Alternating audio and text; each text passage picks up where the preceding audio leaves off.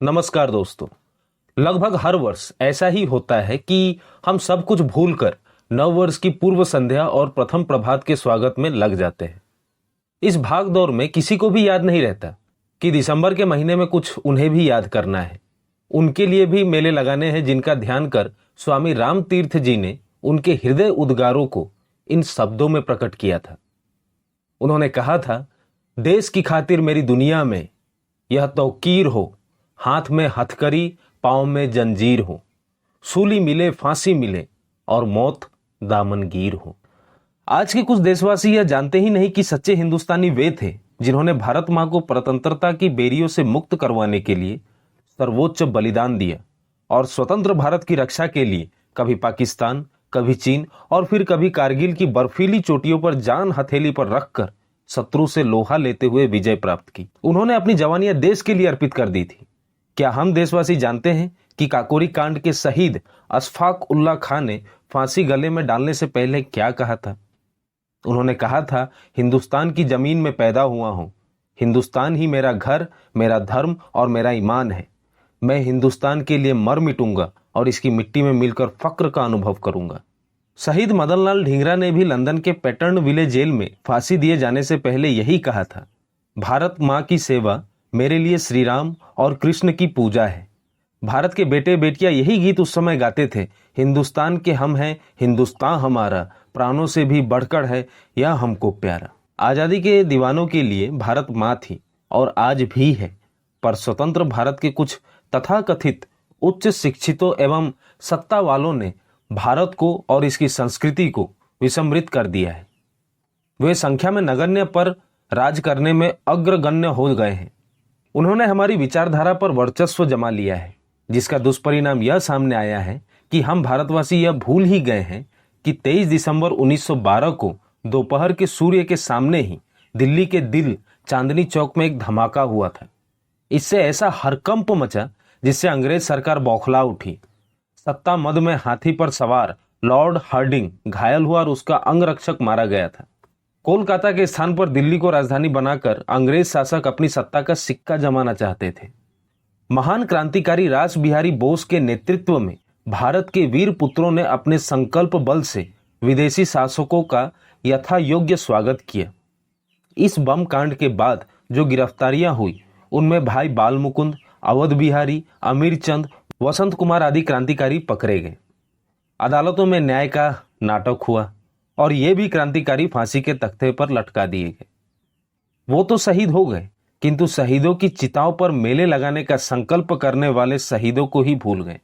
मेले लगाने तो दूर, लोग यह तक भूल गए कि चांदनी चौक में इसी दिसंबर के महीने में किसी ने जीवन देकर अंग्रेजों का दिल दहला दिया था। एक काकोरी कांड 9 अगस्त 1925 को हुआ था। सशस्त्र संघर्ष के लिए क्रांतिकारियों ने राम प्रसाद बिस्मिल के नेतृत्व में सरकारी खजाना लूटने के लिए लखनऊ जा रही गाड़ी रात 8 बजे काकोरी के पास रोककर उसकी तिजोरी निकाल ली। सरकारी खजाना लूटने की योजना तो पूरी सूझबूझ से बनाई गई थी, फिर भी वे लोग पकड़े गए। न उन्हें फांसी की चिंता थी, न यातनाओं की।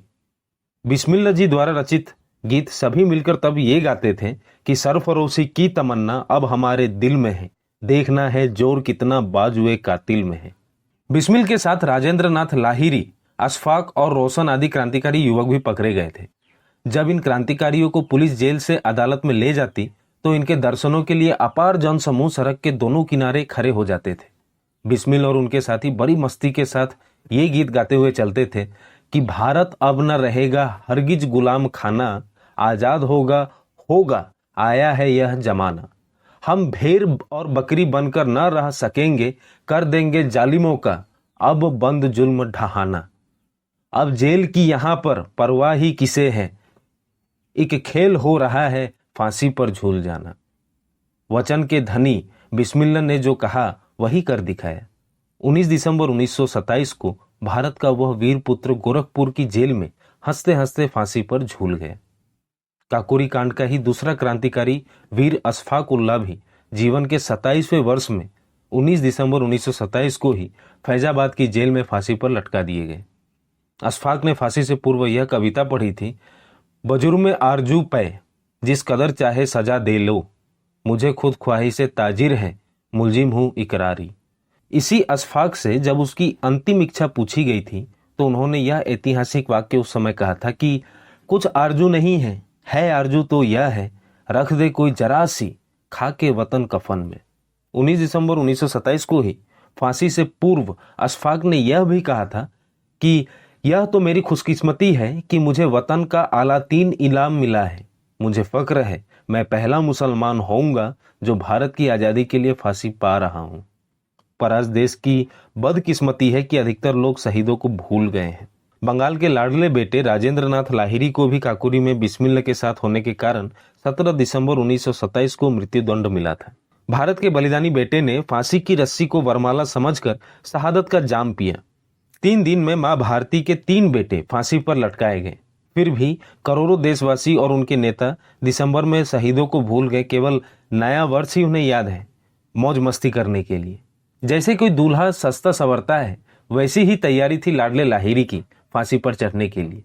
उसने स्नान किया, गीता पाठ किया, उसके बाद व्यायाम किया। जिला मजिस्ट्रेट ने उनसे पूछा, आपने आगे आने वाली घटना के लिए स्वयं को तैयार करने के लिए स्नान करके गीता पाठ किया, यहां तक तो ठीक है, पर इस अवसर पर व्यायाम की क्या उपयोगिता थी?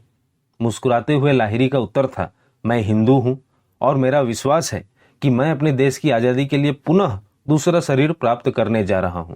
मैं अपने देश को स्वतंत्र करवाने के लिए पुनः जन्म लूंगा। कैसे थे वे लोग? कहां गए वे लोग? क्यों भूल गए उन्हें देशवासी? और वह भी दिसंबर माह में, जिसके सीने पर अपने खून से उन्होंने यह इतिहास लिखा था। कड़वा सत्य है कि नई पीढ़ी इन बलिदानियों से परिचित नहीं हो पा रही है और इसके लिए दोषी है देश के नेता, तथाकथित कर्णधार, धर्मगुरु, शिक्षा व्यवस्था और टीवी चैनलों के नीति निर्धारक, जो नववर्ष के स्वागती कार्यक्रमों का आनंद लेने और देने की चिंतापूर्ण तैयारियों में बेचैन रहते हैं, परेशान रहते हैं। पर एक वे थे जिन्हें लगी लो देश से मतवाले बन गए, अरमान जिंदगी के छाले बन गए। दिसंबर के शहीदों की कड़ी में स्वामी श्रद्धानंद जी का नाम भी अविस्मरणीय है। मूल नाम मुंशीराम जी से स्वामी श्रद्धानंद बने इस महापुरुष ने अंग्रेजी साम्राज्य और अंग्रेजियत के विरुद्ध बड़ा आंदोलन चलाया। गुरुकुल शिक्षा पद्धति इन्हीं की देन है और अस्पृश्य सहायता जैसी सामाजिक धार्मिक कुरीति के विरुद्ध भी इन्होंने सफल आंदोलन चलाया था तथा हिंदू समाज में यह परंपरा भी प्रारंभ की कि जो लोग अपने धर्म से चले गए हैं उन्हें वापस लाया जाए। इसी कारण कुछ कट्टरवादी विचारधारा वाले लोग इनसे नाराज हो गए, पर आर्य समाज के इस महान सन्यासी ने अपना रास्ता दृढ़ता से अपनाए रखा और 23 दिसंबर 1926 को एक शैतान की गोलियों का शिकार होकर शहीद हो गए।